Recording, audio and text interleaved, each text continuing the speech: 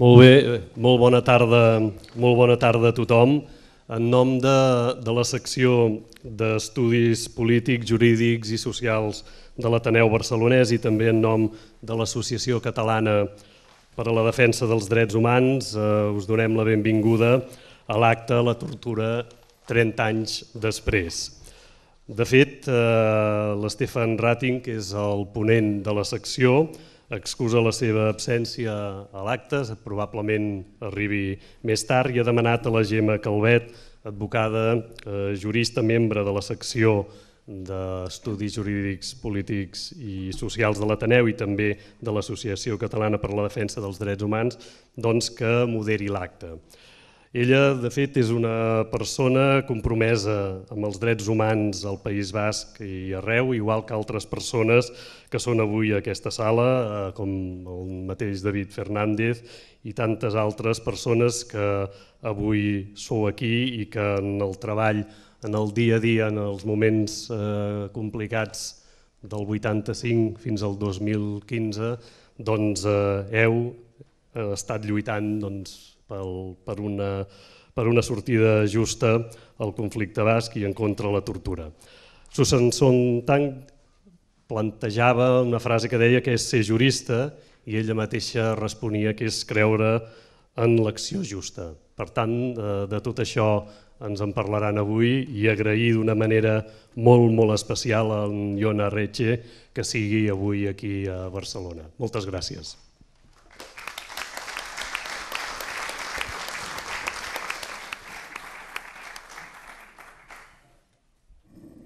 Bé, bona tarda a tots i totes. Com deia en Jordi Muñoz, m'ha demanat el company Stefan Ratting si podia avui substituir-lo per un imprevist familiar i he de dir que és un goig poder tornar com a sòcia a aquesta casa i a la secció que avui acull aquest acte.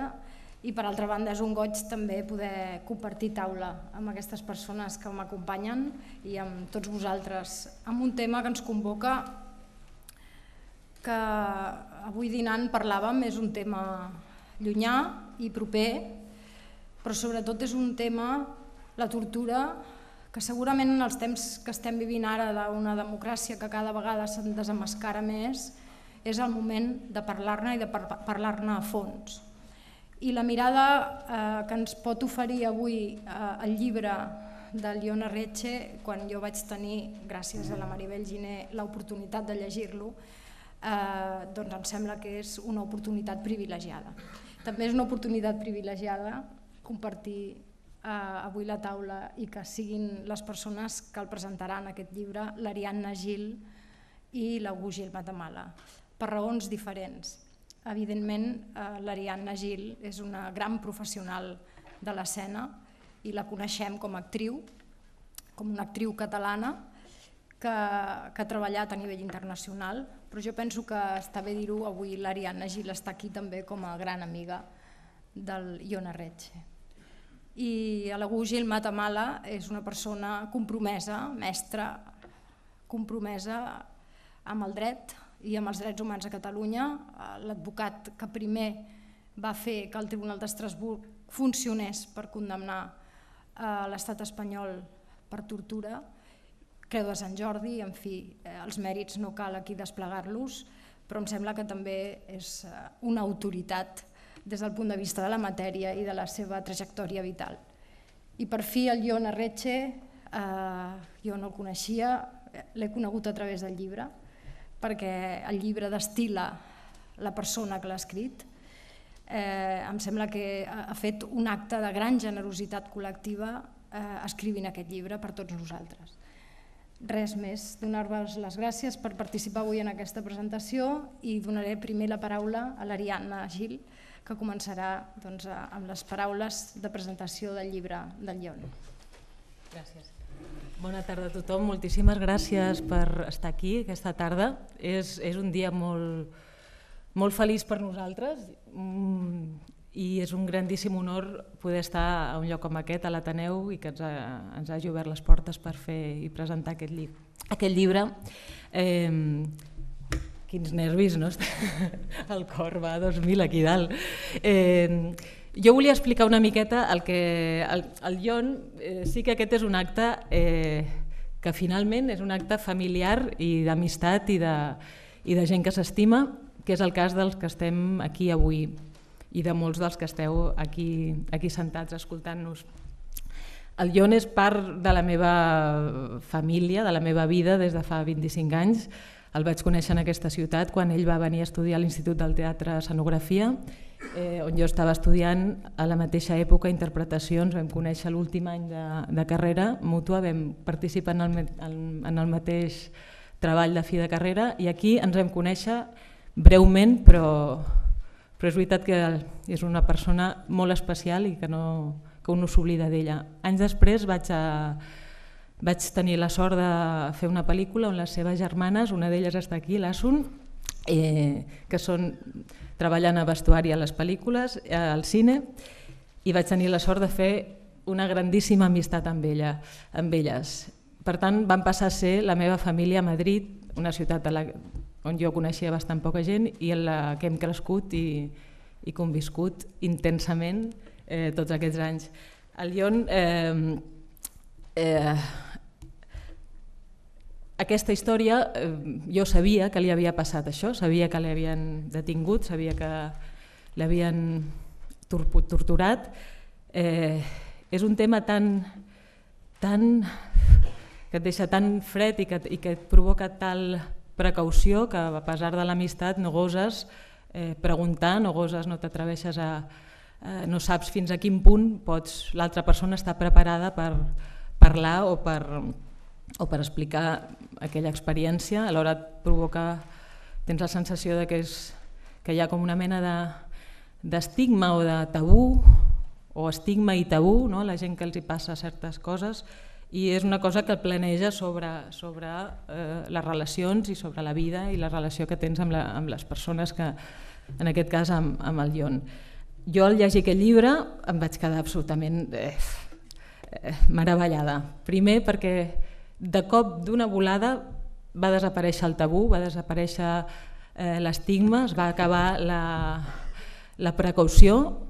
Ell ho ha explicat tot, detalladíssimament, ho ha explicat de manera crua, però alhora ha tingut l'habilitat extraordinària que ho puguem llegir, perquè són unes coses les que explica que en altres testimonis que un pugui llegir hi ha moments que dius no sé, el to que ha trobat per escriure aquesta novel·la és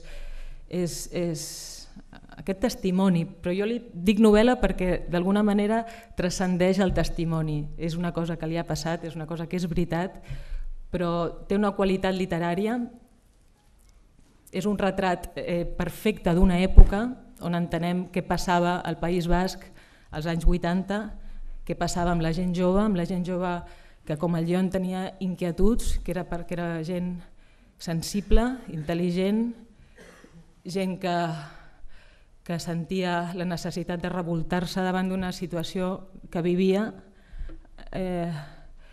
i que una persona com aquesta aconsegueixi transmetre sense rancúnia, amb humor, fent-nos entendre quina era la situació, fent-nos escoltar la música que sonava en aquella època, fent-nos descobrir fins a quin punt la droga, l'heroïna, l'amistat, les dones, els contrastos culturals entre els bascos i els andalusos, per exemple. Hi ha un munt de coses que és més que un testimoni. És un retrat únic d'una època i un retrat únic d'una persona, que el protagonista és ell, i d'una persona molt especial.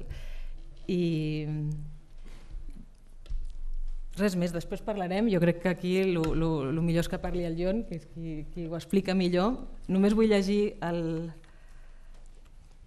una de les cites que posa abans de començar el llibre, que és d'Albert Camus, y que digo así: estos hechos parecerán a muchos naturales y a otros, por el contrario, inverosímiles.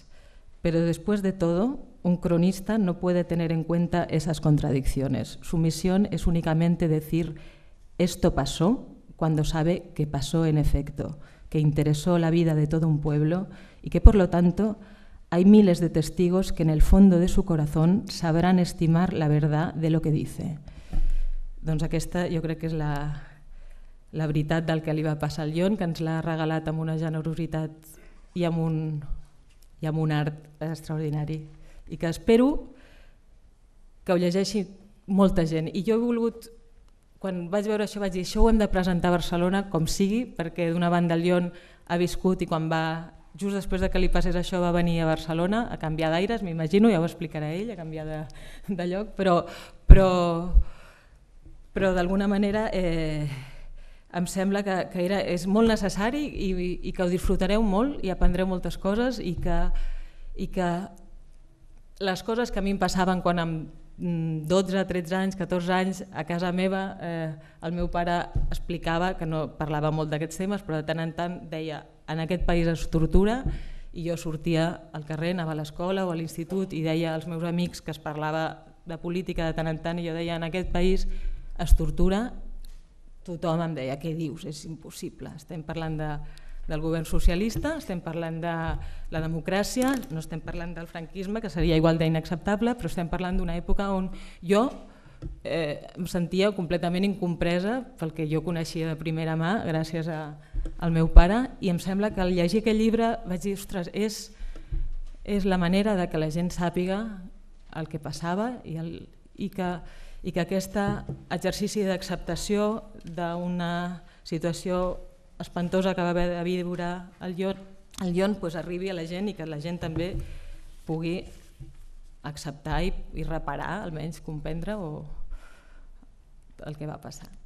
I agraeixo molt al meu pare que estigui aquí, moltíssim, perquè és de les persones que més sap sobre aquest tema, per desgràcia, i em sembla que podrà donar una visió fantàstica sobre això i agraeixo infinitament a la Gemma que m'ha ajudat tantíssim a organitzar i a que estiguem aquesta tarda aquí. I gràcies.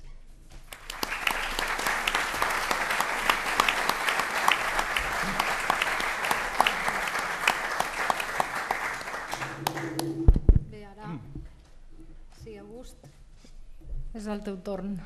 Gràcies, Gemma.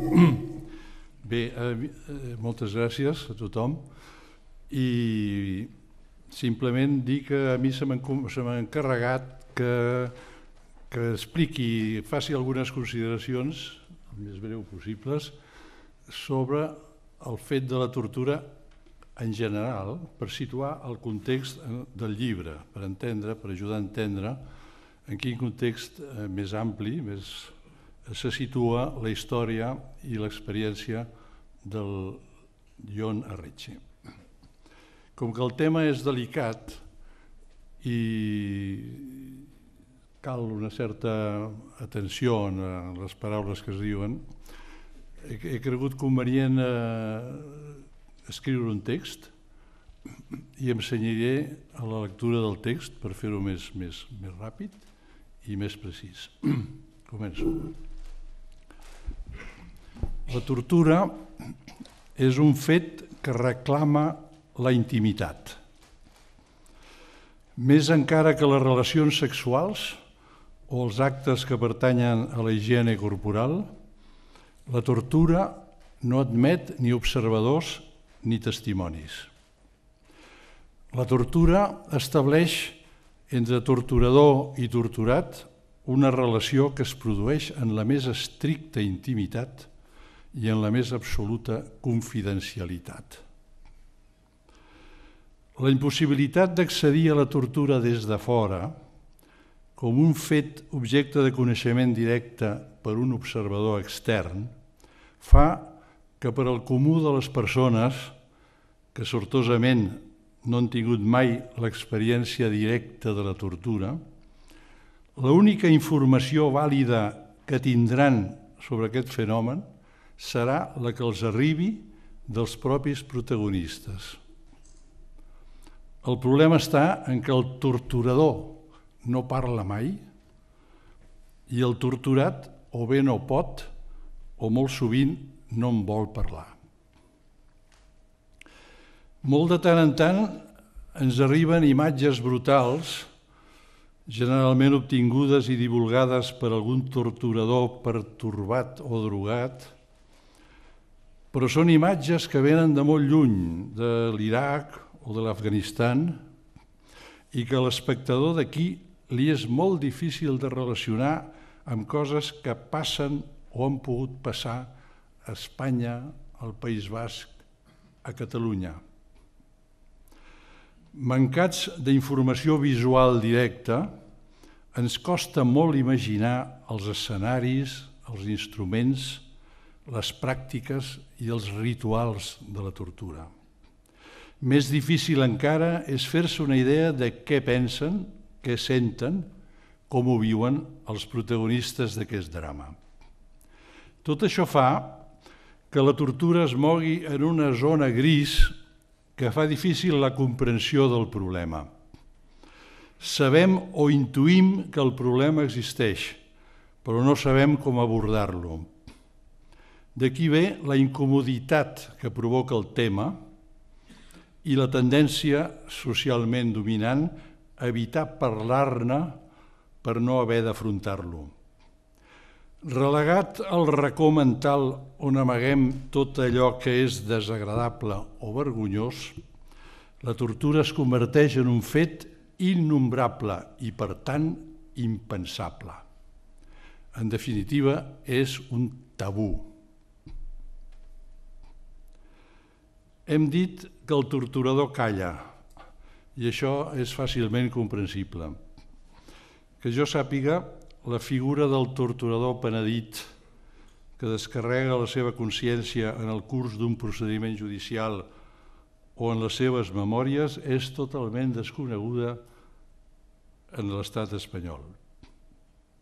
Però també és un fet indiscutible que molt sovint la víctima de la tortura, fins i tot quan podria fer-ho lliurement, es resisteix a explicar l'experiència viscuda. Com s'explica el silenci del torturat? Ara em permetreu algunes consideracions fruit de la meva experiència professional.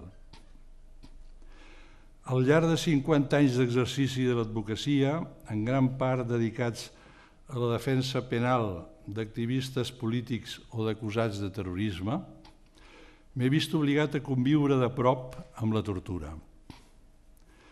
Dotzenes de vegades m'ha tocat assistir a detinguts que passaven a disposició judicial després d'haver sofert interrogatoris policials en règim d'incomunicació, de durada diferent segons les èpoques, per un temps indefinit durant el franquisme, o bé ja en democràcia i en aplicació de la legislació excepcional antiterrorista, per un període de 10 dies, reduïts posteriorment als 5 dies actuals. En alguns casos, val a dir relativament excepcionals, he vist detinguts que sortien de les dependències policials amb senyals ben evidents d'agressions físiques en les parts visibles del seu cos, tumefaccions a la cara i als ulls, llavis, celles o orelles partides.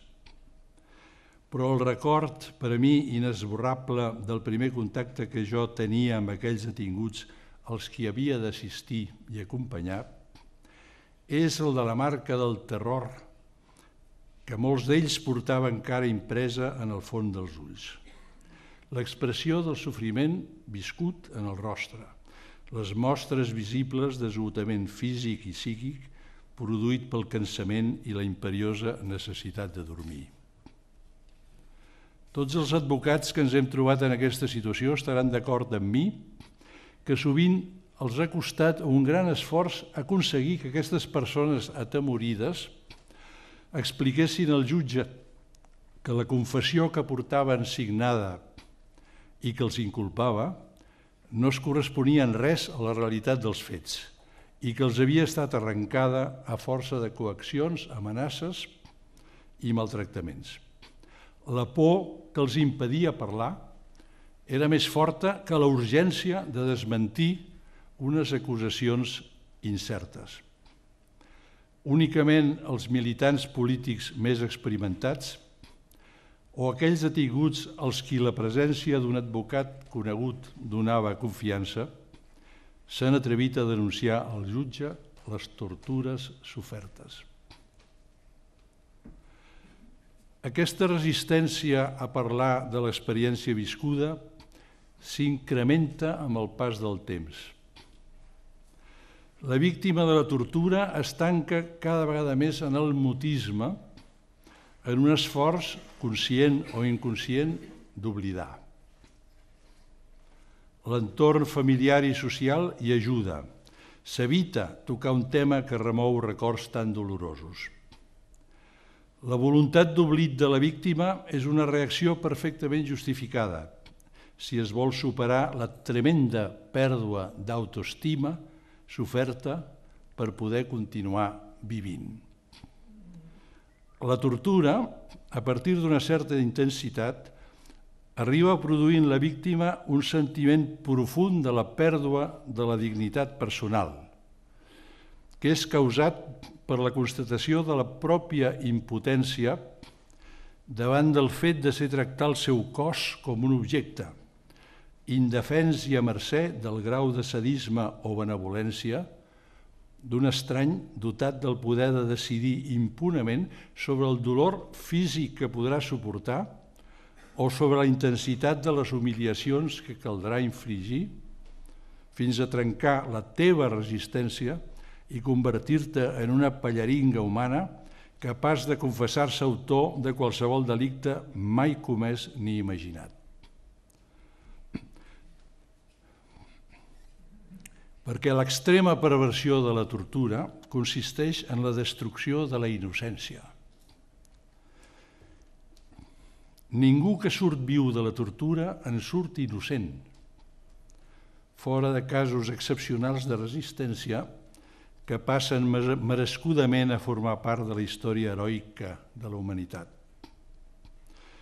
No ens enganyem, si el torturador s'ho proposa i disposa de temps suficient, una persona normal acabarà sempre acceptant la culpabilitat de qualsevol cosa que se li vulgui imputar, sigui o no sigui certa, i arribarà a interioritzar de tal manera la seva condició de culpable que sovint, en un intent desesperat de guanyar-se el favor del seu torturador, li farà ampliar la seva confessió a fets ignorats per l'investigador o, en casos extrems, a denunciar a altres persones.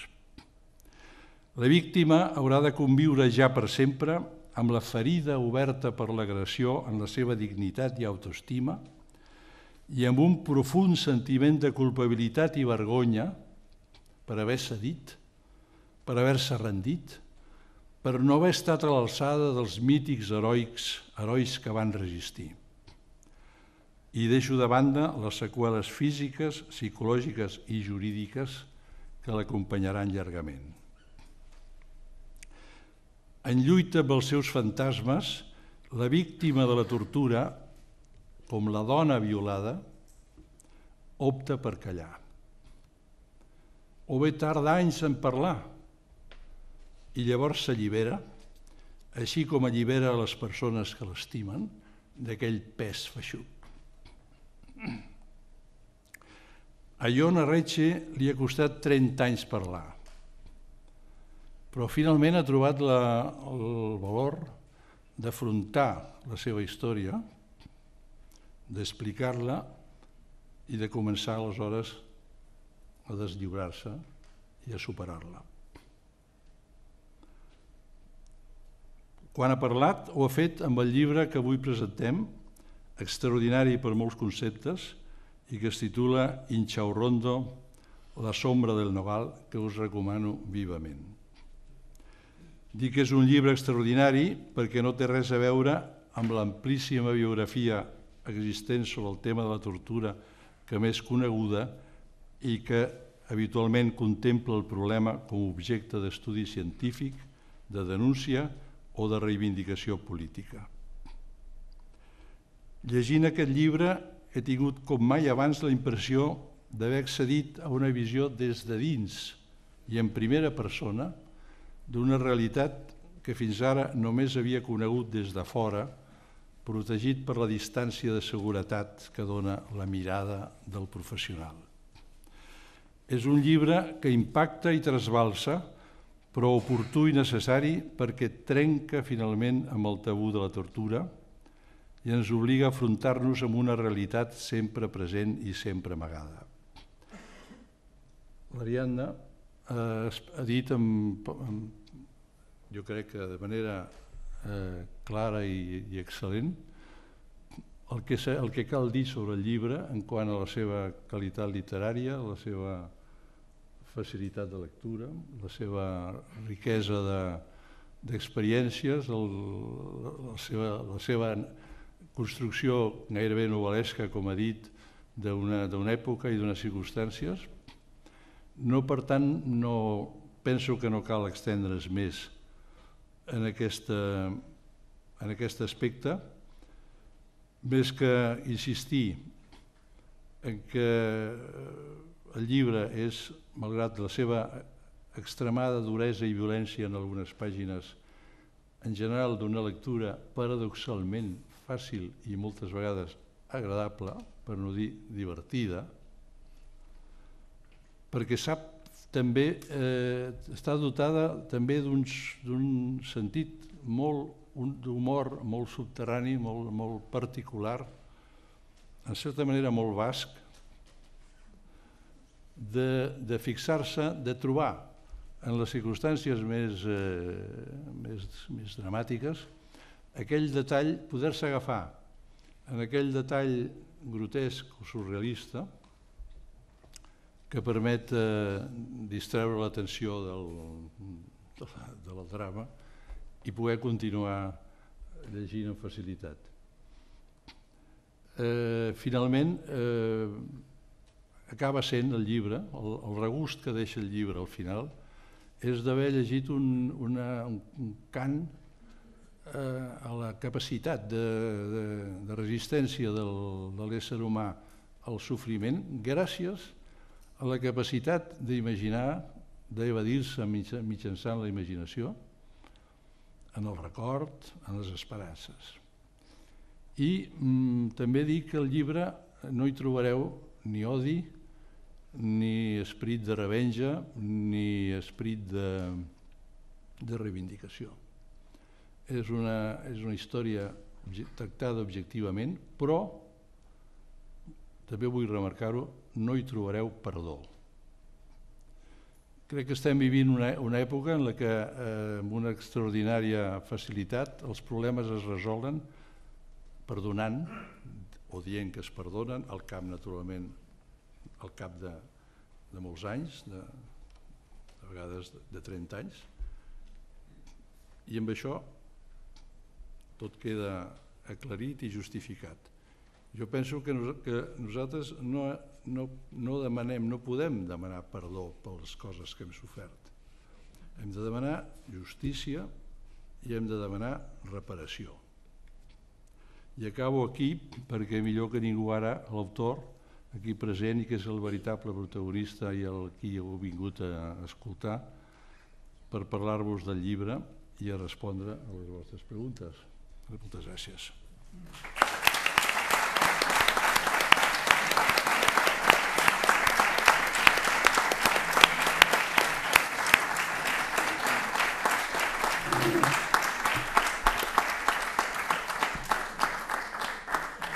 Bé, ara li correspon el torn a l'autor del llibre, el Ion Arretxe. El Ion Arretxe, com veieu, és una persona que ja porta vida a l'esquena i que la seva vida l'ha dedicada bàsicament a l'escena i a la creació.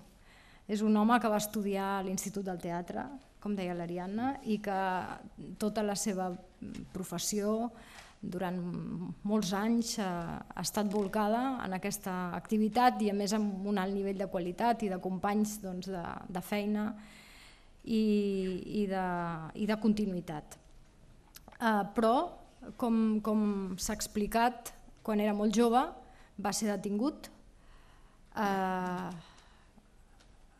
va ser torturat de forma brutal, I això forma part també de la seva biografia i jo en aquest torn de presentació això ho he de dir.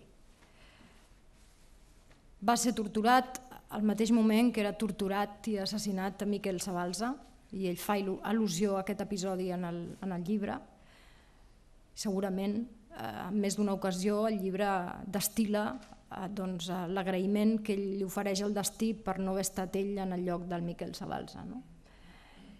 I per tant, avui jo vull compartir amb vosaltres la percepció que estem davant d'un ésser humà resistent, però que ha sapigut invertir el patiment en creació, en generositat, en amistat, en bellesa de la vida, que és el que el llibre també destil·la i el que les seves amistats com l'Ariadna transmeten.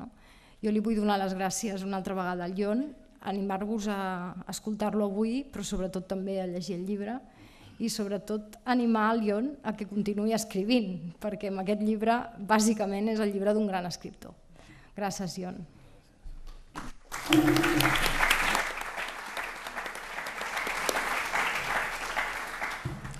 Bona tarda. M'agradaria molt parlar en català, però parlant de la tortura i del meu accent, hablaré en castellano. Bueno, después de las palabras tanto de Ariadna como de August, que creo que han sido excelentes, creo que no había escuchado unas palabras tan certeras y tan cercanas a mí en lo que respecta a la tortura. En realidad yo en el libro realmente no deja de ser casi un comentario a tus palabras, ¿no? O sea, es una realidad y está comentada. Es así. Pero bueno, ahora sería cuestión de ponerme a leer el libro, pero no lo voy a hacer, ¿no? Mi historia, que cuento 30 años después, es una historia que realmente escribo 30 años después, porque es una historia que yo he contado muchas veces, ¿no? La primera vez que conté esta historia fue justo después de la peripecia de mi detención. En aquel tiempo la llamada ley antiterrorista que hacía que estuvieses 10 días en manos de la Guardia Civil, y después pasé por la Audiencia Nacional y todavía me quedaron unos días en Carabanchel de propina. Pues cuando salí, por unas cuestiones de que una hermana mía venía a buscarme a Madrid y entonces no había móviles, entonces yo llamé a casa y no entendí bien, bueno, fui a una pensión donde me estaba esperando mi hermana. Y de ahí íbamos a salir de vuelta a casa, porque eso, la tortura, tiene eso también, que te ocurre un hecho alucinante durante 10 días, pero luego se acaba y tienes que volver a tu casa. Entonces me estaba esperando mi hermana allí, y cuando yo fui a la pensión, ahí en la calle Príncipe de Madrid, nada más llamar, me abre la puerta un señor y me dice: ah, tú eres el que viene de hacer la mili. Y digo: ah, la mili, ah, sí, que te está esperando tu hermana porque vienes de la... Ah, sí, la mili, tal. Pues sí, espera aquí, tal, que ya ha salido y ahora volverá. Y entonces yo estaba esperando ahí en la pensión aquella y claro, estaba aburrido y claro, después de estos días tenía ganas de contárselo a alguien, ¿no? Y me pareció que aquel señor no era el adecuado. Pero digo: oiga, ¿en esa pensión hay alguien más aparte de usted? Y me dice: sí, pues hay unas chicas de Bilbao. Y digo: ah, pues que vengan, tal. Y entonces se sentaron ahí delante mío y les dije: mira, os voy a contar una historia, Y entonces les conté justo esto, Inchaurrondo, la sombra del Nogal, que empieza: la madrugada del 26 de noviembre de 1985, cuando apenas tenía 21 años, fui detenido por guardias civiles del cuartel de Inchaurrondo, sede de la 513 Comandancia de la Guardia Civil en Guipúzcoa. El día anterior por la mañana, ETA había matado a 2 soldados de la Comandancia de Marina, cerca del puerto de Pasajes, y por la noche, en la misma zona, a un guardia civil. Yo estaba viviendo en casa de mis padres, en la calle del Parque de Rentería. Vivía con mis padres y con 5 hermanos, todos más pequeños que yo. Me sacaron de la cama a las 3:30 de la madrugada. Yo estaba durmiendo y me sacaron de la cama. El Eitá estaba en el suelo, lo sujetaban entre varios guardias. Mi Eitá era alto y fuerte. Un padre en el suelo no es nada, por muy alto y muy fuerte que parezca. Para mí es una de las frases más tristes de la historia. Realmente tú también, cuando has contado sobre la impotencia, en ese caso se produce la impotencia de tus seres queridos que saben que no pueden hacer nada por lo que te va a pasar, ¿no? Y tú sabes que tu padre tampoco va a hacer nada, ¿no? Y ese momento en que ves que tu padre está caído delante tuyo y que por mucho que te mire y que pida a gritos que le lleven a él y no a mí, pues al final sabes que vas a ser tú el que va a pasar por Inchaurrondo y que realmente todos los terrores van a ocurrir a ti y que nadie te va a salvar, ¿no? Yo en el libro este de Inchaurrondo, la sombra del Nogal, he querido hablar de mi experiencia, mi terrible experiencia en aquellos días que pasé en Inchaurrondo, una experiencia tremenda, también una experiencia delirante, porque claro, o sea, estamos hablando de 10 días enteros con la Guardia Civil. Encima yo no estaba en ningún calabozo, una cosa sorprendente. Realmente, cuando yo había pensado durante mi juventud en Rentería, la gente de Rentería de los años 80, hablábamos de las detenciones, porque había muchas detenciones entonces, detenían a mucha gente y había mucha gente que denunciaba torturas y sabíamos que si te detenían te podían torturar. Pero por más que imaginásemos los terrores de Inchaurrondo, yo nunca me podía imaginar que no habría un calabozo donde estar. Yo cuando me detuvieron pensaba que me llevarían a un calabozo, pues como en las películas. Y, ya está. Y luego ahí te torturarán, te harán cosas, pero en el calabozo. Pero resulta que cuando me sacaron a mí de casa me llevaron, el primer interrogatorio fue en el monte. O sea, ya te sacan, te llevan al monte y te interrogan en un río, cosa que no has oído en tu vida. O sea, y el horror ese, de repente te das cuenta que has entrado en un territorio que no es el tuyo conocido para nada, que vas a entrar en los territorios del terror, que entras en un lugar donde no hay leyes ni nada. Te ha detenido la Guardia Civil, pero has entrado en un mundo que tiene más que ver con Dante y los infiernos que con el mundo que hasta entonces conocías. Y no solo por el pasillo, por el río, que fue la primera salida, que es posiblemente donde mataron a Miquel Zabalza. Como sabéis, Miquel Zabalza lo detuvieron a la vez que a mí, nos acusaban de pertenecer al mismo comando, y mi testimonio hubiera sido un testimonio de torturas más de tantos como había en Euskal Herria, si no fuera porque al otro detenido lo mataron. Cuando su familia se presenta en el cuartel Inchaurrondo preguntando por el detenido, lo mismo que hacía mi familia, pues le dicen que no, que se ha escapado, que se ha tirado, cuando han ido a comprobar dónde estaban las armas por la noche, esposado como estaba, le pegó una pata a un guardia civil, se ha tirado al río, y que entonces ha pasado a Francia por el río Bidasoa, con esposas. Entonces, claro, a él lo que hicieron es, en la misma noche, lo que me hicieron a mí, pues le interrogaron un momento antes y un momento después y lo mataron, ¿no? Mi testimonio hubiera sido un testimonio más de los que hablamos de tortura, si no llega a ser porque realmente una de las personas muere, ¿no? Entonces, yo siempre pensé que por una parte tenía mucha suerte de no haber sido Miquel Zabalza, al cual dedico el libro. Y por otra parte, también pensé que yo tenía que contar esto, y lo tenía que contar con pelos y señales, ¿no? Os digo que lo conté la primera vez nada más salir, aquellas chicas de Bilbao. Luego lo conté enseguida también, porque enseguida denuncié. Yo me presenté en los juzgados de San Sebastián y denunciamos delante del juez. Lo cuento también aquí en el epílogo. El juez no daba... O sea, el juez me escuchaba porque yo tenía 21 años y no se podía contener las ganas de vomitar de las cosas que le estaba contando con mucho detalle, ¿no? Y entonces también lo conté ahí. Y luego lo conté a mucha gente, porque, bueno, son cosas que cuentas, pero claro, ¿en qué situación puedes contar todo esto que te ha pasado a una persona, a un amigo? Primero, por lo que ha dicho Auguste, que me ha parecido muy interesante, que es que realmente tiene mucho que ver la tortura con la violación. La persona que ha sido torturada, primero, no entiende bien lo que le ha pasado a nivel físico, o sea, es una cosa de estar en manos de un montón de gente donde pueden hacer contigo lo que quieran, y entonces esa pérdida de dignidad es muy difícil contarla, y es preferible callarla. Luego, por otro lado, es verdad que cuando te torturan, hablas de muchas cosas. Aquí en el libro hay muchos capítulos sobre eso, ¿no? Yo no solo contaba lo que sabía, o sea, contaba lo que no sabía, lo que me inventaba, y también lo que ellos querían oír. Llega un momento en que me doy cuenta que, joder, lo que ellos quieren tener es un tío de ETA delante, y se ha encontrado con, bueno, me ponían una pistola delante y me decían, coge la pistola, tal. Y cuando yo cogía la pistola, se dan cuenta que no había cogido una pistola en la vida, ¿no? Decían, no, es que yo no he hecho la mili. ¿Que no has hecho la mili? ¿Pero cómo no has hecho la mili? Decían, no, claro, ¿qué cogen a todos los de tal, los más tontos del pueblo? Yo no había hecho la mili, no conducía. O sea, tenía un montón de papeletas para ellos. Yo quería ser, con ellos ya quería ser un gran etarra y no llegaba ni a eso, ¿no? Y entonces quería demostrarles, pues, que yo...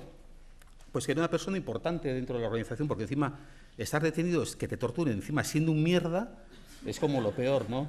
Entonces, esa sensación de realmente de falta de dignidad, por un lado, y luego, por otro lado, que hablas muchas cosas, claro que hablas, y hablas pues cosas que intentas callar y que al final las acabas diciendo, que metes la pata con muchas cosas, que luego tienes que dar explicaciones a mucha gente, que luego cuando sales tienes que ir a hablar con este, oye, me han preguntado por ti, les he dicho esto, con este otro, y que es verdad que existía el mito del detenido que es torturado y que no habla, ¿no? Nosotros, En Euskal Herria tenemos una canción mítica que aprendemos desde niños, que es Itziaren semea, que habla de eso, ¿no? Es el hijo de Itziar, qué gran chico, es capaz de morir antes de decir ningún nombre. Joder, para nosotros el hijo de Itziar era... Y claro, cuando tú vas allá y dices, bueno, voy a empezar siendo el hijo de Itziar, y aguantas, pues eso, pues un rato, ¿no? Y luego cuando sales realmente delante de todos los de Euskal Herria, pues no eres el hijo de Itziar. Y sigues cantando la canción como uno más, pero dices, hostia, no sé si la puedo cantar tan alto, ¿no? Y eso ha hecho mucho daño también, esa idea del militante que tiene que callarse, que tiene que aguantar hasta la muerte, pues pienso que ha creado pues ese complejo de culpabilidad que hace que prefieras no hablar, ¿no? No hablar de lo que te ha pasado. Hablé a las chicas de la pensión de Madrid, hablé al juez y luego lo ha hablado mucha gente. Lo que pasa es que, claro, lo ha hablado a mucha gente de las que está aquí, de los que estáis aquí. Sois los primeros, porque yo vine a Barcelona, nada más ocurrirme esto, joder, y os contaba esto pues alegremente alguna vez, pero en alguna cena, con algunos porros de más, muy fumado, cuando la gente cuenta otras cosas y tú de repente, pues mira lo que me pasó, y empiezas a contar esto, pero ¿cómo vas a contar todo esto? 10 días en manos de la Guardia Civil, todo lo que me hicieron, todo lo que pasé, todo lo que sentí. Y entonces, 30 años después, he tenido que escribir el libro. Y eso es lo que he hecho. Es cuando me he visto con el humor, con las ganas, con la técnica también y con el tono necesario para escribir el libro. Este libro lo he escrito ahora. Entre otras cosas, doy las gracias a Enrique Ventura, porque haciendo con él guiones para el jueves de Ventura y Bisnieto, pues me tiene ahí en el ordenador siempre pensando en ideas geniales que no se me ocurren. Y entonces cuando estoy, a ver qué idea se me ocurre para el grucho, pues digo, pues como no se me ocurre ahora, pues voy a escribir un rato lo que me pasó. Porque a mí esto de Inchaurrondo siempre ha sido, y en mi familia ha sido, lo que te pasó. Yo siempre recuerdo a mi madre, que ha fallecido este año, recuerdo cuando me decía, aquello que te pasó, y era siempre aquello que me pasó. Y también cuando me encontraba con alguna vecina y me decía, es que no te veo desde aquello que te pasó, y aquello que me pasó era, pues aquello que me pasó, que era muy gordo, que era...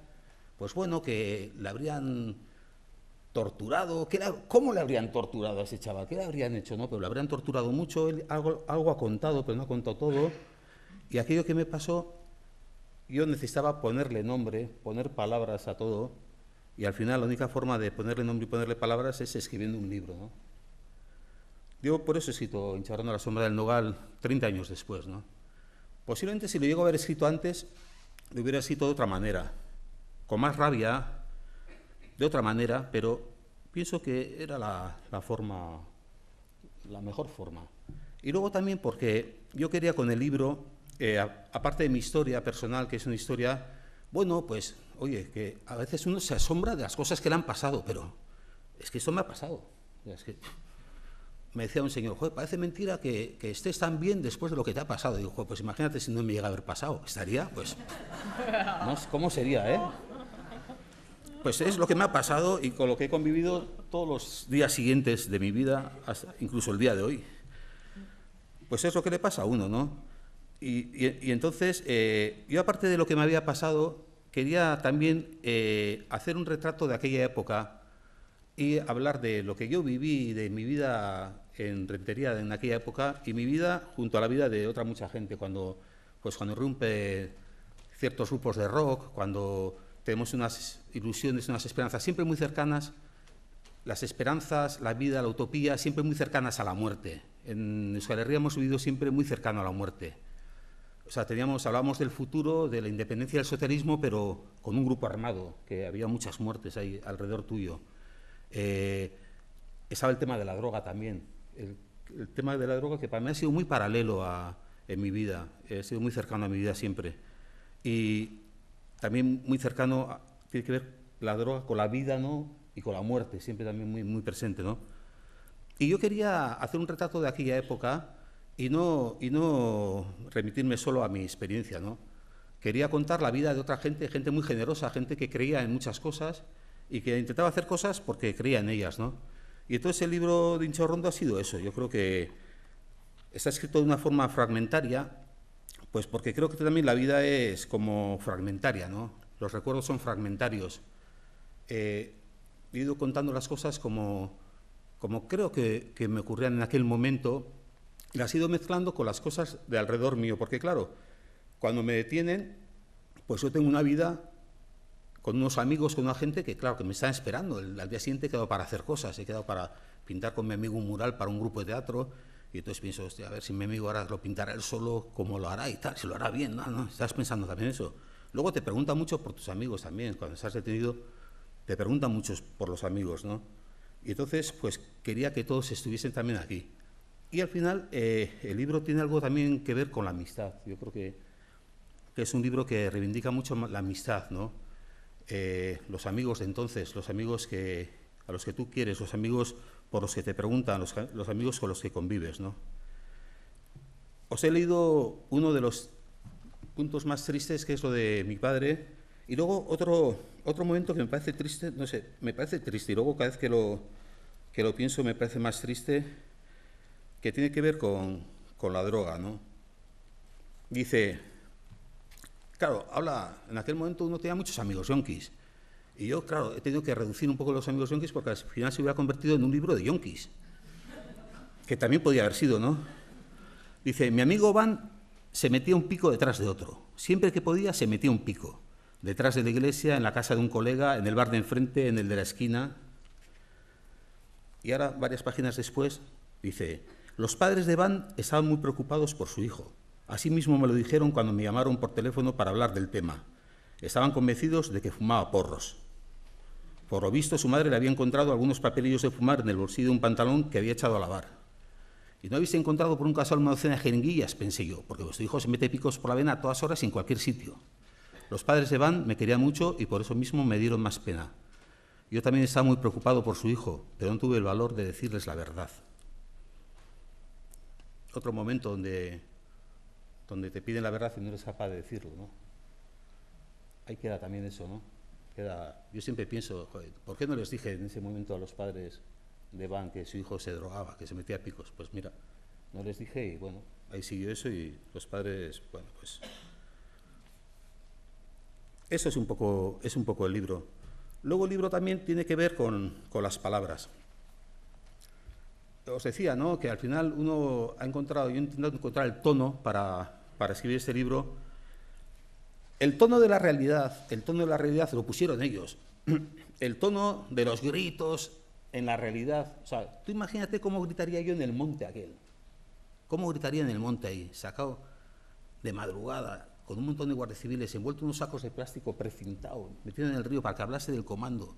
Yo gritando como un desesperado. ¿Cómo serían los gritos esos? Esos no se pueden reproducir de ninguna manera. Es imposible escribir eso. Es imposible escribir lo que pasó. El tono de aquello es lo que ocurrió y eso queda entre nosotros, digamos, eso queda, lo que dices tú, no hay testigos, ni tú mismo puedes ser testigo de eso. Eso es de una forma tan extraña, de una forma tan extraordinaria que ni tú mismo eres el testigo de eso. Entonces el tono de la realidad lo pusieron ellos, pero ahora el tono de la escritura lo pones tú, que es lo bueno, ¿no? Que por eso realmente me siento muy orgulloso y estoy muy contento de haber escrito este libro y de haberlo escrito como lo he escrito, ¿no? Y es porque yo he elegido el tono. Entonces es lo que tienen los escritores, de que se sientan en su casa, tranquilamente, ya sin guardias civiles alrededor, y escriben. Porque en aquel momento tuve que escribir muchas cosas también. Me hicieron escribir, tú decías, me hicieron escribir que habían matado a Manolete.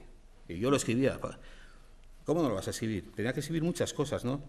Me inventaba dónde había armas, porque así ganaba tiempo. Decía, bueno, mientras estos van por el monte buscando armas, pues yo estoy más tranquilito aquí, me dan de fumar, estoy arriba. Y entonces les hacía unos planos, ahí muy detallados de los montes que conocía de niño, de esos que había ido a la excursión de chaval con la escuela, porque a muchos montes más no he ido. Entonces a esos montes que te habían llevado a la escuela, pues todos sabía ir, les hacía un plano muy detallado, y entonces mientras iban buscando las armas y tal, pues bueno, estaban entretenidos. Luego se cabreaban al volver. Cuando volvían. Sí, se cabreaban y tal, pero yo todavía les intentaba engañar. Decía, pero ¿habéis mirado detrás de la piedra? Esa es detrás, justo y tal. Y yo rezaba y decía, ojalá aparezca un zulo allá, Dios mío, que aparezca un zulo, que alguien se haya dejado un zulo allá y que vengan esos un poco más contentos, ¿no? Porque en el fondo estás deseando eso, estás deseando decirles lo que ellos quieren oír. Ellos quieren armas, pues que aparezcan las armas donde sea, aunque no las tengan, ¿no? Pero ellos también juegan a eso, y os quería decir las palabras. Para mí al final escribir no deja de ser elegir el tono y elegir las palabras, ¿no? Y hablando de palabras, ellos también utilizan las palabras. Ellos tenían algo que ver también con las palabras. Voy a leer unos fragmentos así seguidos, están entresacados, pero que siguen la misma historia, ¿no? Porque yo creo que lo vais a entender. Sobre todo aquí algunos amigos de los que hemos jugado tanto en Barcelona a lo de pasar la frontera, a pasar la frontera, que ha sido una cosa muy de palabras. Dice, el de la gomina, que era uno de los guardianes, me acercó un papel. A ver, nombre del comando. En el papel, invitándome al juego del ahorcado, un juego con el que tanto habíamos disfrutado en su infancia, estaban escritas la B y la Z, primera y última letra de la palabra que tenía que encontrar. Y entre una y otra, 1, 2, 3, 4, 5, 6 guiones, indicando los 6 huecos que había que rellenar con otras tantas letras. B, guión, guión, guión, guión, guión, Z. Con 8 letras una palabra que empiece por B y acabe por Z. No es fácil, ¿no? Dice, en castellano no hay demasiadas palabras que acaben en Z. Paz, locuaz, asad, torcaz, pez, prez, matriz, feliz, voz, veloz, coz, luz, testuz, avestruz. Y de entre todas ellas, ninguna que empiece por B y ninguna que tenga más de 7 letras.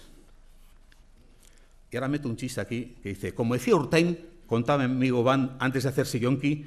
Ese es un chiste que contaba mi amigo el yonki antes de hacerse yonki. Decía, como decía Urtain, contaba mi amigo Van antes de hacerse yonki, el secreto de los campeones se resume en las 3 Bs. Velocidad, voluntad y huevos. ¡Voluntad! Empieza por B, acaba en Z y tiene 8 letras. Ahí lo tienen, aunque comando voluntad no sé yo. Les conté el chiste de Urtain y les hizo bastante gracia, pero voluntad no era la palabra que andaban buscando. También terminan en Z algunos apellidos, López, Martínez, Suárez, Gutiérrez, Benítez, Bermúdez, casi, Benítez, casi. Benítez es el que más se acerca, aunque a decir verdad, no me imagino siendo miembro del comando Benítez de ETA. Y dice, pienso que en euskera hay más, porque son las palabras que acaban en Z, pois, nois, gois, y las de TZ, moch, sorroch, y entre los nombres propios, Arcaich, Aritz, Biandich. ¡Biandich! Seguro que es Biandich. Empieza por B, acaba por Z y tiene 1, 2, 3, 4, 5, 6, 8 letras. Bien por Biandich, bien. Además, Biandich es el nombre de un monte de la zona, que para un comando de ETA formado por gente retería como yo, no está nada mal. Rellené los huecos y les entregué el ejercicio con el orgullo del que sabe que va a sacar un 10. ¿Lo ves cómo eres el comando Biandich?, me dijo Caracaballo. Al principio siempre cuesta, pero al final todo acaba saliendo, me dijo el de la gomina. ¿Cuántos disgustos nos habríamos ahorrado si nos hubieras dicho el primer día? Y corrieron a hacer fotocopias. Y así es como yo fui miembro del comando Biandich, porque lo acerté. Lo acerté. Al final viene a decir el libro en un momento que es verdad que cuando no hay armas por medio, cuando no hay muertos, cuando no hay unos hechos delictivos grandes, realmente un interrogatorio con la Guardia Civil y luego el paso por la Audiencia Nacional se convierte en un juego de palabras, en puro juego de palabras, donde ellos ajustan unas palabras para intentar meterte dentro y tú intentas pues desajustar esas palabras, ¿no? Intentarlas corregir para no entrar dentro. Bueno, y eso así quería contaros un poco. Y ahora solo la última intervención del libro, porque así luego el editor siempre se queja porque dice, es que cuentas todo el libro, claro. Pero claro, es lo que pasó y ya que lo he escrito, pues tendré que lucirlo, pero luego dice que para que la gente lo compre, ¿no? Y dice, es que bueno, hombre, al final está claro, que al final no me mataron a mí. Y al final lo puedo contar aquí, pero sí, realmente pues hay que contar cosas del libro, ¿no? ¿Por qué no cuentas qué quiere decir hinchaurrondo, que es muy bonito? Bueno, lo que te contaba tu abuelo. Sí, así empieza el libro. Las primeras palabras son estas, ¿no? Eritona Gonzalo decía que la sombra del nogal era tan mala porque enfriaba el alma, y también decía que quien dormía a la sombra de un nogal acabaría muriendo de pena. A la sombra del nogal no te pongas a recostar, que dicen en Castilla. Y hinchaurrondo significa nogal. Es que hinchaurrondo significa nogal. Y realmente, bueno, pues para mí fue la sombra del nogal, pues fue mala, ¿no? Y no deja de ser una cosa de palabras. Ellos no, es una cosa difícil de explicar. A veces a la Guardia Civil es difícil explicar ciertas cosas. Yo intentaba algunas cosas explicarles, pero ellos también tenían un rollo a veces con el euskera muy gracioso. Ellos intentaban saber cosas también. Había uno que aparecía con una libretilla de dudas, un chaval joven, que me decía, no, es que yo quiero aprender cosas tal. Entonces me preguntaba, y yo decía, claro, es que ¿cómo le explico esto, no? Y entonces decía, mira, yo no te voy a interrogar. Ese se llama El Ángel de la Guarda. Le dedico varios capítulos porque realmente esa persona no es interesada por mí. Me decía, yo tu vida y el rollo tuyo con ETA me importa un cagao. Así me decía, me importa un cagao. Pero yo estoy aquí para que tú no duermas y no te voy a dejar dormir. Entonces, habla de lo que quieras conmigo, lo que quieras. O podemos jugar al ajedrez, al parchís, lo que quieras, pero no vas a dormir. Ah, decía, qué buen rollo y tal. Y entonces con ese tío estuve tres noches, ¿no?, sin dormir con él, hablando de tonterías, de muchas tonterías, de muchas tonterías. Me dijo, ¿tú dibujas? No, sí, pues, ¿por qué no me haces un retrato y tal? Y entonces le estuve haciendo un retrato ahí súper esmerado en el retrato, y él se quedó muy contento y me dijo, es el mejor retrato que me ha hecho un etarra. Y decía, joder, di que todos los etarras hiciesen retratos a este, ¿sabes? Y decía, joder, será el mejor retrato que te ha hecho cualquiera, tío. Pero bueno.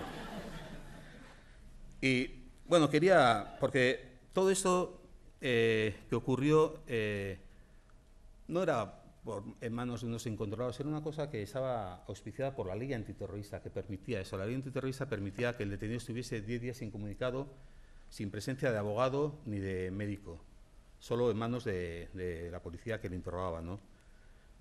Dice, ¿tú sabes lo que es la ley antiterrorista?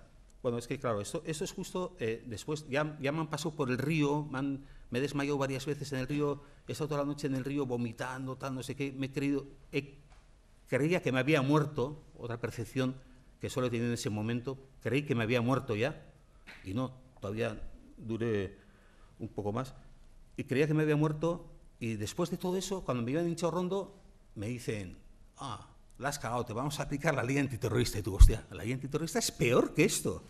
Bueno, ¿tú sabes lo que es la ley antiterrorista?, me preguntó Caracaballo, el jefecillo aquel. Yo no le dije ni que sí ni que no. Sacó del bolsillo trasero del pantalón un papel gastado por el roce y el uso y leyó: tienes derecho a no declarar contra ti mismo y a no declararte culpable. Tienes derecho a designar un abogado y a solicitar su presencia. Tienes derecho a que se ponga en conocimiento de un familiar o de la persona que designes el hecho de la detención. Tienes derecho a ser reconocido por un médico forense. Y añadió, pasándome el papel por las narices: esos son tus derechos, chaval. Mejor dicho, estos eran tus derechos, porque como ya te he dicho antes, el mismísimo Barrio Nuevo ha ordenado que te apliquemos la ley antiterrorista. Así que, tachán, tachán, ris, ras, rompió el papel. A partir de ahora no tienes ninguno. Eso es la ley antiterrorista, muchachote. ¿Alguna duda? Habrá estudiantes en la Facultad de Derecho, la inmensa mayoría, que a lo largo de sus años de carrera no tengan la suerte de asistir a una clase tan magistral como esta que yo había tenido el honor de presenciar. ¡Qué elocuencia! Ris, ras, lo entendí a la primera. ¿Por qué no cuentas también, Joel, el encuentro con Galindo, que es muy significativo? Sí, bueno, claro, eso lo he utilizado yo. Eso sí me ha dado tema de conversación. Lo podría leer, pero no, como es que eso me ha dado tema de. Alguna vez que estás incluso en un bar y ya no, pero salía Galindo, decía, yo conocía a Galindo. Ah, sí, joder, ¿cómo conocís a Galindo? Pues mira, yo conocí a Galindo justo cuando me habían llevado a Hincharrondo, estaba desnudo, totalmente desnudo, me habían quitado la ropa que estaba meada, cagada, llena de barro del río, habían puesto un montón de calefactores para calentarme, me habían puesto varias inyecciones porque ya había matado a Miquel Zabalza, se les había ido, yo estaba muy nerviosos conmigo de que me pudiese morir también, me pusieron varias inyecciones, tal, pues ahí me tenían desnudo con un capirote de periódico, que es una de las cosas más humillantes y más absurdas que hacen, ¿no? Con un cucurucho de periódico, papel de periódico muy grande, puesto así para que no les viese, ¿no? Y entonces que te ves justo, pues un poco tú así desnudo y las baldosas del suelo, ¿no? Y entonces noté en un momento, estaba así, en ese momento, y noté que había entrado alguien importante, ¿no? Por cómo se movían ellos, ¿no? Y entonces me quita el cucurucho, y es Galindo. Me dice, ¿tú sabes quién soy yo? Y digo, sí, usted es Galindo. Me dice, ¿qué pasa? ¿Que tu comando me anda siguiendo? Y digo, no, yo le conozco a usted por la prensa, por la tele, porque le he visto su imagen. Entonces me agarró de los huevos y me dice, pues aquí has venido a hablar, ¿eh? Y como no hables, te voy a retorcer los huevos hasta que te exploten. Y me hizo, ¡guau! Me lo retorció, ¡guau! Me pusieron el cucurucho y se fue. Y así es como conocí a Galindo. El azote de ETA, teniente comandante de la Guardia Civil. Hay una, cuando hablas del capirote, porque hay muchas... La grandeza del libro también es como en una frase, ¿no? Puede resumir tantas cosas. Y lo del capirote lo describes y dices, un capirote es un pararrayos que atrae las humillaciones.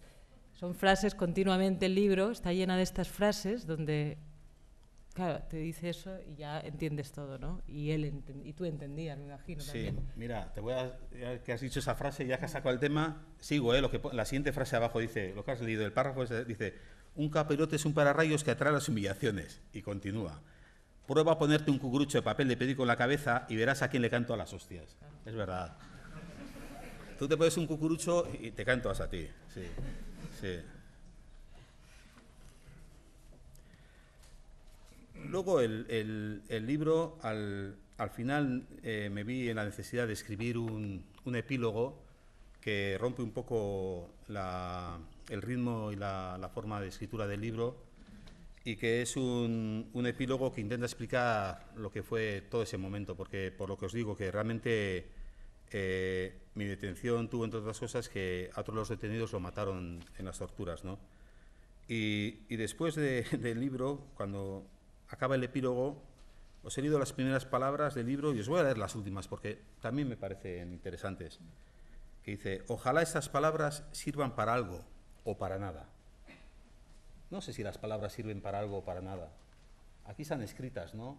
En principio sirven para que yo me las haya quitado de encima, que ya me parece algo interesante. Y bueno, pues la gente leeréis el libro y algunos os afectará de una forma, otros de otra, unos entenderéis unas cosas, otros otras, pero no sé si las palabras sirven para algo o para nada.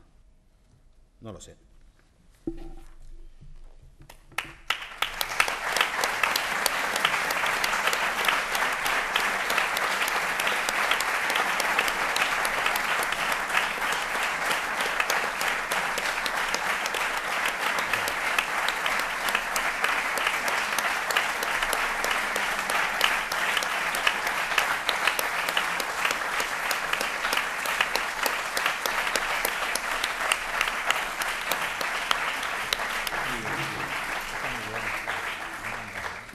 Bé, tenim encara una estona per aprofitar la sala, com sempre en l'Ateneu, a casa oberta a la cultura i a la participació, i donem el torn al públic, a vosaltres, per si voleu fer alguna pregunta.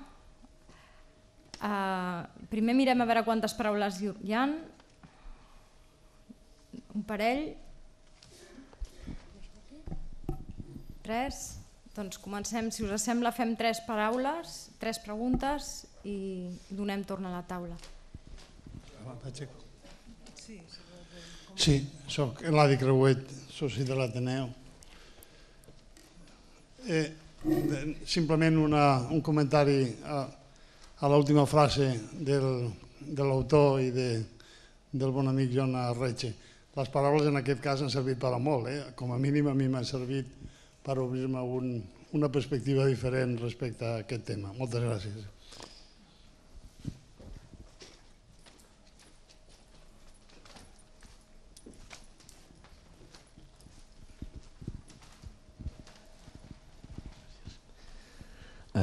Voldria saber quin tipus de justificació o explicació tenia el fet que t'anessin a detenir a tu. Vull dir, un xicot de 21 anys. Vull dir, era a l'atzar?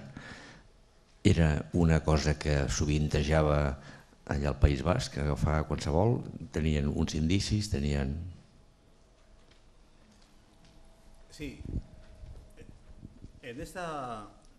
Antes Ariadna ha leído el prólogo, en las citas que he elegido para este libro, ha leído la de Albert Camus, que es de la peste, donde estos hechos parecerán a muchos naturales y a otros, por el contrario, inverosímiles. Yo luego había elegido otros 2 textos.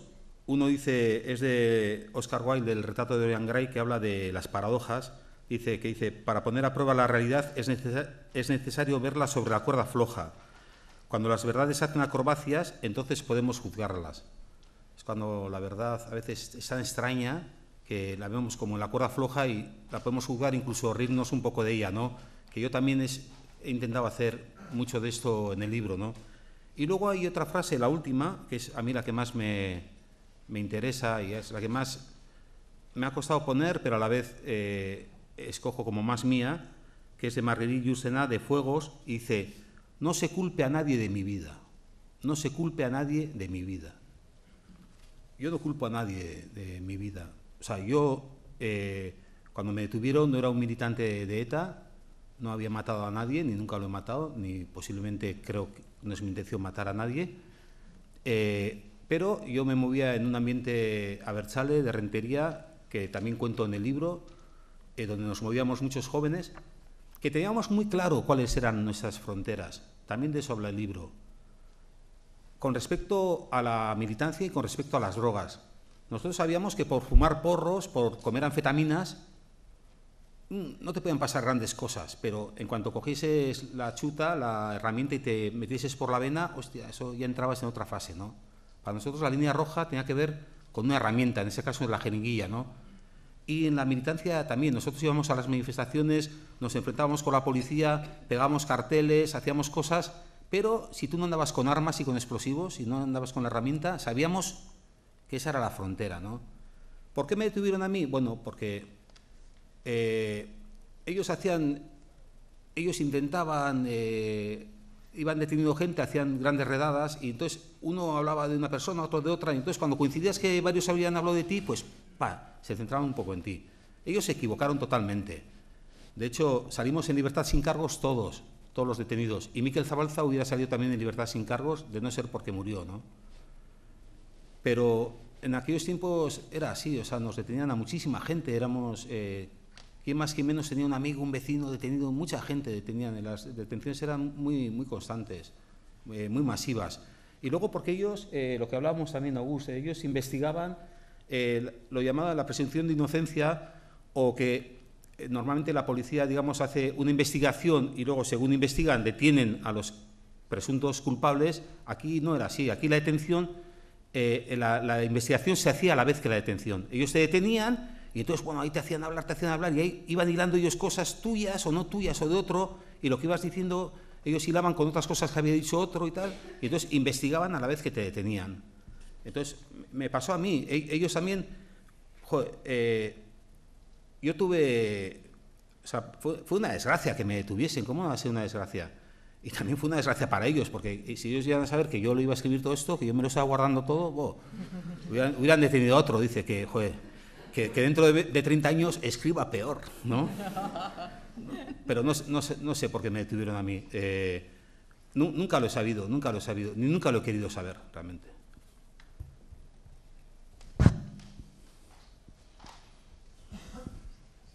La palabra Inchaurrondo, ¿qué quiere decir? Inchaurrondo significa nogal. Nogal, el árbol de las nueces. Sí, es el nombre de un barrio. Inchaurrondo es el nombre de un barrio muy bonito de Donosti, un barrio obrero, un barrio pintoresco, un barrio de toda la vida de Donosti, donde luego hicieron este cuartel. Y yo también pienso, ojalá algún día Inchaurrondo nos suene solo al barrio pintoresco, este barrio de casitas bajitas que hay, ¿no? Y no del cuartel, ¿no? Jo quiero aprovechar per hacerte una pregunta. Llegiré un tros de l'epíleg, que ell ha llegit les últimes paraules, però voldria llegir els 3 paràgrafs anteriors y a partir de aquí te quería hacer una pregunta. Diu, a veces sueño que el nieto de un guardia civil lee en los libros que su padre conserva desde que alguien se los prestó en el instituto que Jaun de Alzate no ha muerto y que cuando llegue el momento Jaun aparecerá con el martillo de Oteiza a romper en pedazos la hipocresía y el servilismo y a extender entre los pueblos el culto a la libertad y a la imaginación. Imaginación que nos ha faltado a todos y de qué manera, para entender que un dolor parecido al que hemos sufrido en nuestras carnes y en nuestro corazón era el que estábamos infligiendo nosotros. Nunca he contado otros hechos que estos a cuantos alrededor de una buena taza de café o al calor de una chimenea, en las largas tardes de invierno, hayan querido escuchar este episodio de mi vida. Mis hijas, mis mejores amigos, mi psicoanalista pueden dar fe de ello. Y si he tardado casi 30 años en escribirlo, es porque hasta ahora no había encontrado el ánimo, ni el tono, ni las palabras adecuadas. Hoy me decías que este era un libro de presente y hacia el futuro. Yo la pregunta que te hago es, ¿hacia dónde crees que debe ir nuestra historia colectiva, en la que nosotros también formamos parte de esto, para que horrores como estos no vuelvan a ocurrir? Es decir, ¿crees que el compromiso a través de la cultura, del arte y de tu propio testimonio puede contribuir a generar un futuro mejor y sobre todo que en el Estado español algunos de los horrores que se han vivido pasen por la verdad, por la justicia y por un cambio de escenarios? Bueno, ahí hablo de la imaginación porque realmente pienso que ha sido un problema muy grande. Nosotros en Euskal Herria, muy claro, ¿no? La falta de imaginación de todos, ¿no? Lo mismo que nosotros veíamos el daño que nos hacían a nosotros, digamos, porque ahí ha habido un enfrentamiento muy claro, ¿no? el daño que hacían a una parte era muy fácil entender que lo estaban haciendo a la otra, ¿no? Y eso no se ha querido ver. O sea, la gente no ha intentado imaginar el dolor del otro nunca, ¿no? Ha sido una cosa que parece mentira, pero ha sido así. Entonces, para mí es muy importante ponerse en el pellejo del otro, ¿no? Es una cosa muy fácil de decir, pero en mi vida a mí me ha costado horrores entender eso. Y es una frase que la he oído casi desde que soy niño y pienso que es una cosa... Pensaba que era una cosa fácil, pero luego en mi vida me he dado cuenta que no, que es muy, muy difícil ponerse en la piel del otro. En las situaciones cotidianas y ya en unas situaciones ya sociales, pues más difícil, ¿no? Y entonces para mí ese ejercicio de imaginación es muy importante.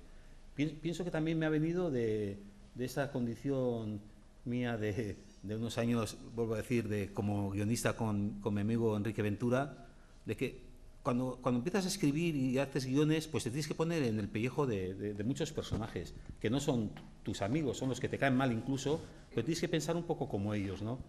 Y ese pensar como los personajes, que es el trabajo que han hecho los dramaturgos, pues me parece muy interesante, ¿no? Y me parece que por ahí se cambiará algo. Pero si no, pienso que no. Yo pienso que cada uno seguirá enquistado en sus cosas, ¿no? Y mira lo que nos hicieron a nosotros, mira... Yo pienso que nos moriremos y bueno, también una cosa que tiene, bueno, no sé si, pero una cosa buena que tiene la vida es que tampoco es demasiado larga, entonces es como que, bueno, pues al final, con todo esto, pues con esta historia tuya de Hinchorrondo, pues duras unos años, ese futuro que dices, yo te puedo decir, el futuro va a ser, pero es que el futuro mío ya va a ser como dentro de no muchísimos años, igual espero que otros 50 o así, pero ya está, y entonces... Realmente yo creo que un trabajo grande de imaginación y a nivel personal de que sepamos ponernos en la piel del otro. Justo esto que hablas, que dice, ojalá el nieto de un guardia civil, dice, ojalá el nieto de un guardia civil, claro, es que eso también sale en el libro. Claro, antes de que me tuviesen a mí, yo estuve trabajando de barrendero en un instituto y entonces yo veía que había un chaval que nunca entraba a clase, ¿no? Un chaval que andaba con pinta de heavy, que nunca iba a clase. Yo barría ahí los patios y decía, este tío nunca va a clase. Y el tío nunca iba a clase, todos iban a clase y él andaba por ahí. Y entonces un día le dije, le voy a invitar a un café. Como iba a tomar todos los días café ahí donde los jubilados, le digo, le voy a tomar café. Y ya, de paso, pues le voy preguntando. Le invité a tomar café y el primer día tomamos el café y no le pregunté, pero el segundo día, ya con el café, le dije, oye, ¿y tú por qué nunca vas a clase? Entonces me te voy a contar una historia, tal, no sé qué. Es que yo soy hijo de un guardia civil de Hinchorrondo. ¡Pum! A mí casi se me cae el café, porque claro, yo era de Rentería, y barría en el instituto, pero yo era Berchal y luego iba a Rentería a las manifestaciones tal, pues, y había tomado café con el hijo de un guardia civil de Hinchorrondo. Y digo, mira, tío, no me cuentes nada de tu vida, no me cuentes nada pero claro, yo decía, joder, pero claro, le he ofrecido mi amistad y ahora no se la voy a quitar así de un manotazo. Entonces, seguiremos tomando café, pero tú no me hables nada de Hinchorrondo, nada. Y entonces él me dijo que quería aprender cosas de Euskadi, que le interesaba mucho el tema. Y entonces yo le pasé 2 libros, que fue La leyenda de Jaun de Alzate, que lo tenía muy reciente del instituto, y luego El Cusco tan de Endotiza, que me pareció, que yo no entendía nada, pero digo, a ver si le entiende, ¿no? Como es hijo de guardia civil, pues igual entiende más que yo. Le pasé el Cusco Tande, porque pone Estudio estético del alma vasca. Digo, joder, sí, con esos dos se hace una idea muy general de todo, ¿no? Bueno, entonces acabó el curso y ya le perdí de vista y nunca me devolvió los libros, que eso también tengo en mi corazoncito, ¿no? Y cuando fui a Hinchorrondo, casi de lo primero que dije es, oiga, yo tengo un amigo aquí. ¿Cómo que tienes un amigo aquí? Después del episodio de Hinchorrondo de Galindo, que me dice, ¿me estáis siguiendo los de tu comando? Digo, yo tengo un amigo aquí. ¿Cómo que tienes un amigo? Sí, un tío, ¿cómo se llama? No, el nombre no sé, ya empezamos mal. El nombre es amigo mío, no sabes el nombre, tal. Es uno con pelo largo, tal. ¿Qué? O sea, que está siguiendo encima a los familiares. Entonces me cayó más. Y entonces nunca me devolvió los libros el Chales, ¿eh? Y entonces siempre pienso que algún día me lo encontraré, seguro que sí. Y ya se habrán leído los libros, él los habrá entendido, yo también los he entendido 30 años después, y podremos hablar de estas cosas, ¿no? Y entonces por eso digo, un nieto, porque será su hijo, que haya leído los libros que le habrá prestado su padre, que cuando el hijo le haya dicho, oye, ¿cómo es el País Vasco? Le habrá pasado los mismos libros, ¿no? Mira, léete esos libros que me pasó el chaval aquel. Y entonces, bueno, pues igual por ahí entenderemos que la imaginación va a ser importante, ¿no? Pero, a cierto punto, según si nos ponemos digamos, en la situación... Hi havia 2 demanades, hi havia... Sí. Jo. Perdona, Gràcies. Bona tarda i moltes gràcies en primera instància al Jon. Jo només Molt ràpida, dues reflexions, i com igual la pregunta es demasiado severa, igual se la formula Augusto o a quien quiera contestar, a Gemma o a Ariadna. Hablar de la tortura como política de Estado que existe y que está permitida y que ha sido avalada, que hoy sigue vigente la legislación antiterrorista, en los tuétanos de los horrores de Estado. Nos hemos espantado este fin de semana con 7 personas que han estado en la cárcel, 7 años injustamente, vecinos musulmanes del Raval, y que han cambiado muchas cosas. Yo hablaría de 2 cosas: de la pervivencia de eso, ¿no?, en el mundo de nuestros días, y la otra que es de una cosa que es más sórdida, que es la impunidad, ¿no? O sea, Caracaballo, que tú lo caricaturizas, existe, y es un miembro de un grupo de élite que es AT1 de Inchaurrondo, y que tenía que cumplir 80 años por matar en Calviva a la Saizabala, y que el día antes de ser condenado le dieron una pensión vitalicia de más de 2.000 euros actualmente, ¿no? Y Rodríguez Galindo está condenado a 80 años de cárcel por enterrar en Calviva a 2 ciudadanos vascos y tiene pensión vitalicia militar, y ha estado creo que 4 años y medio en la cárcel, ¿no? Esa lógica insultante también, vergonzante de la impunidad, como es muy difícil que se puede sentir, ¿no?, cuando encima ¿no?, los que lo han hecho están condecorados, pensionados y elevados al altar de la seguridad del Estado. Pues igual la traslado a cualquier otra. Pero això és un clàssic, que parli fluix. Y hasta ahí la otra sobre la pervivencia, que muy desgraciadamente, ¿no?, pues también en esta ciudad hemos tenido historias, ¿no?, que seguramente ha pasado de la tortura extractiva, ¿no?, a una cierta brutalidad, ¿no?, contra las personas más vulneradas o más vulnerabilizadas, migrantes, ¿no?, o personas diferentes. Ya está, solo quería preguntar eso, y gracias.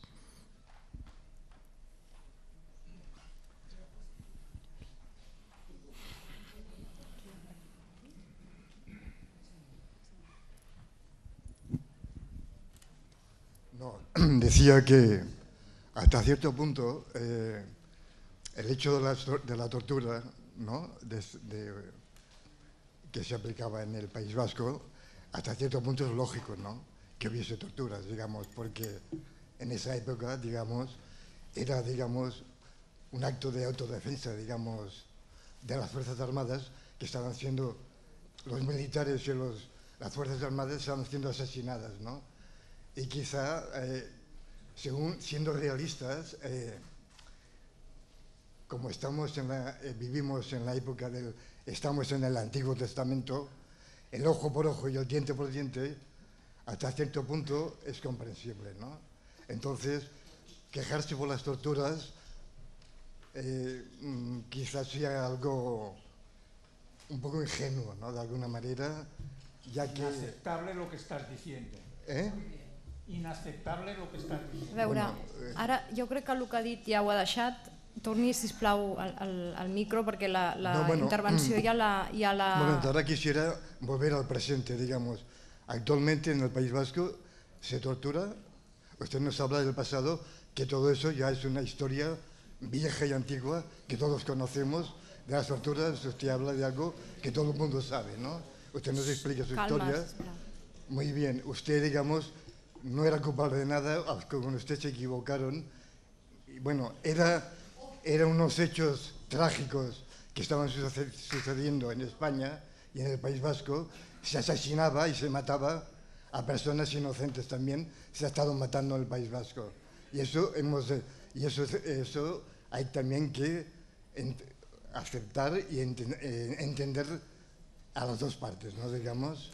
Si hi ha dues paraules demanades, que era brutal y era monstruoso la tortura, de acuerdo. Sisplau. Pero era un estado de guerra, era un estado de beligerancia y de guerra mutua en un pueblo, ¿no?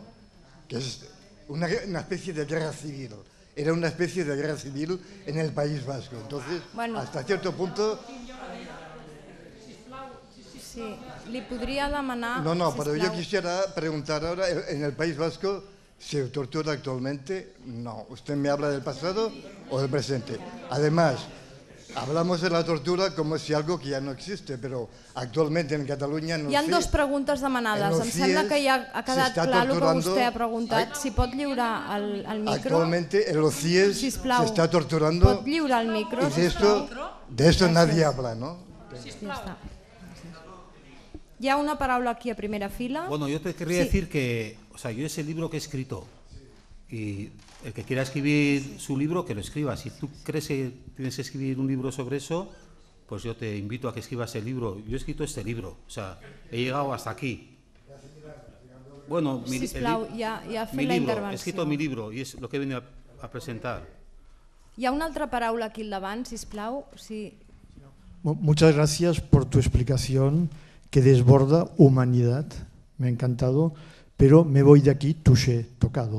O sea que me ha impresionado. No es lo que tú pretendías o sí, pero me voy así. Bueno, lo que yo te quería preguntar es una cosa distinta. Es un poco cuando tú hablas de la militancia y la droga, ¿podrías un poco hablar del ambiente este que había en Euskadi, droga, militancia política, si es que se puede hablar o si es que realmente hay una relación o no la hay?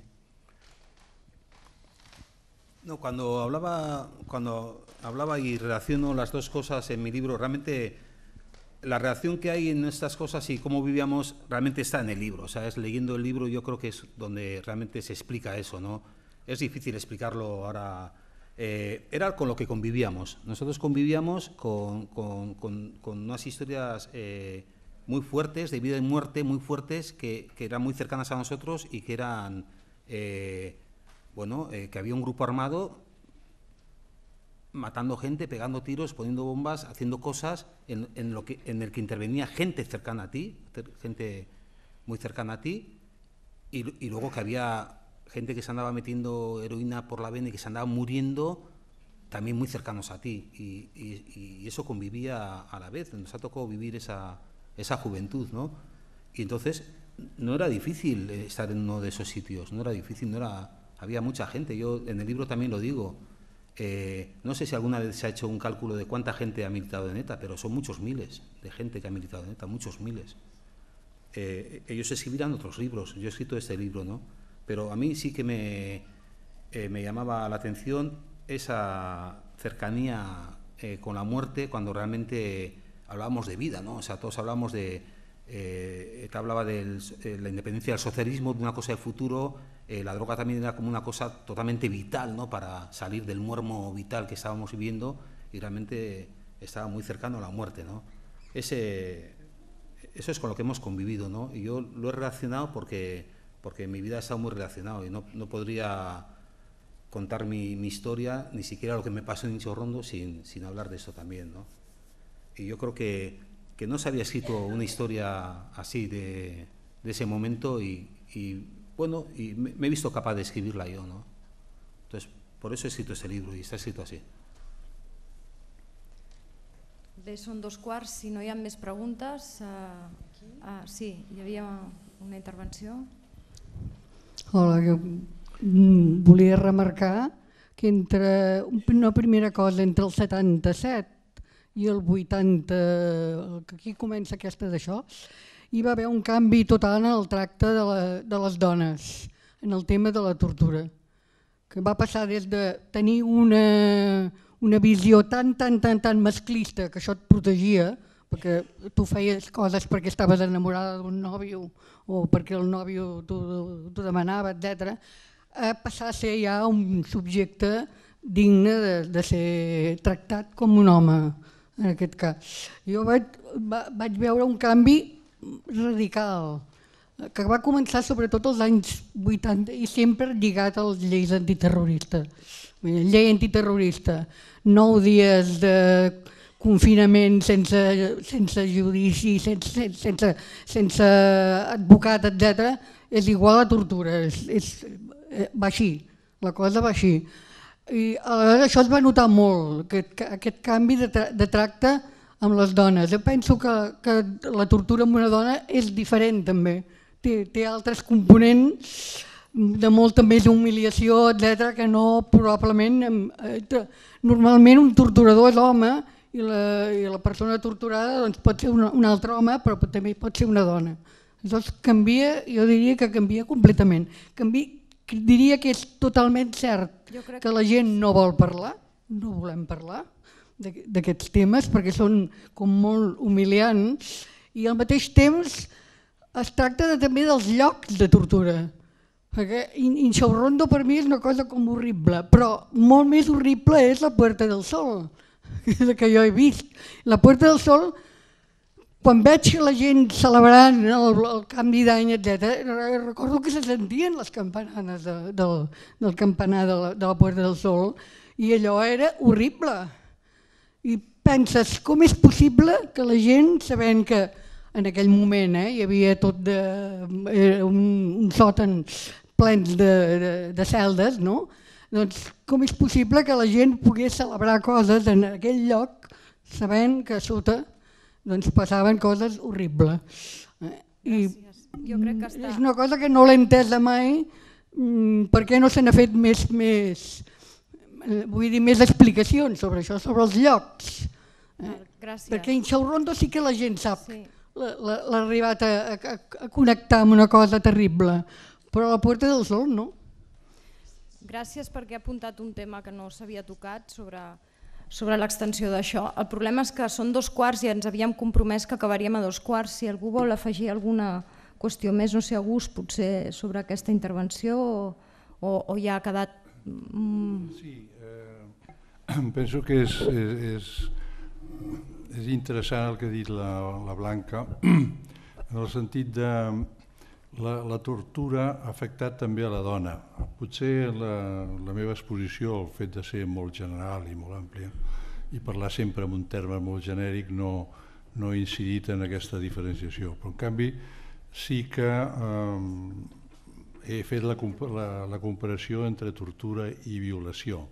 El que passa és que en el cas de la tortura sobre les dones anaven les dues coses juntes sistemàticament, tortura i violació, el qual vol dir que o agressió sexual en qualsevol cas, i en aquest sentit s'ha d'entendre i reconèixer, i és un tema absolutament que forma part d'aquest silenci i d'aquest tabú i d'aquest secret, algú altre, potser algú que hagi passat per aquesta experiència com a dona, sigui capaç d'explicar com la tortura aplicada a les dones comporta un plus de crueltat, d'humiliació i d'agressió.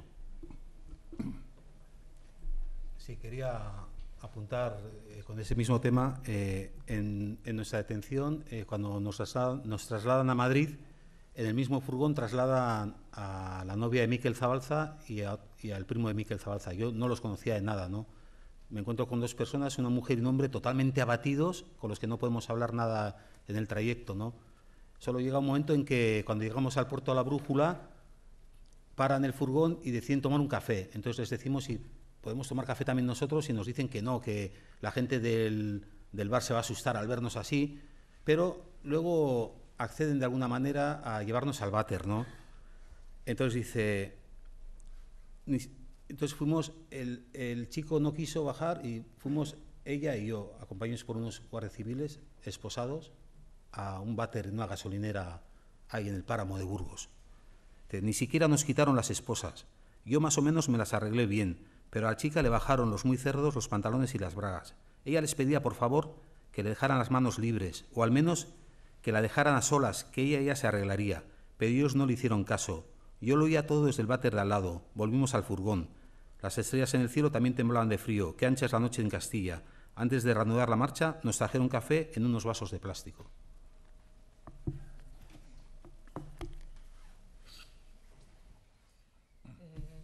Sí, bueno, jo només, a part de totes les formes, no, les que van torturar i torturava inadmissiblement sota qualsevol prisma, hi ha un dels moments més per mi més tristos i més esfereïdors del llibre, és quan el treuen d'Inxaurrondo i el porten a que els nens vegin el nou detingut, els fills, perquè Inxaurrondo és un quartel on vivien els guàrdies civils amb les seves famílies, on hi havia nens que anaven a l'escola, pujaven i baixaven, on se sentien els programes infantils mentre passava tot allò al pis del costat.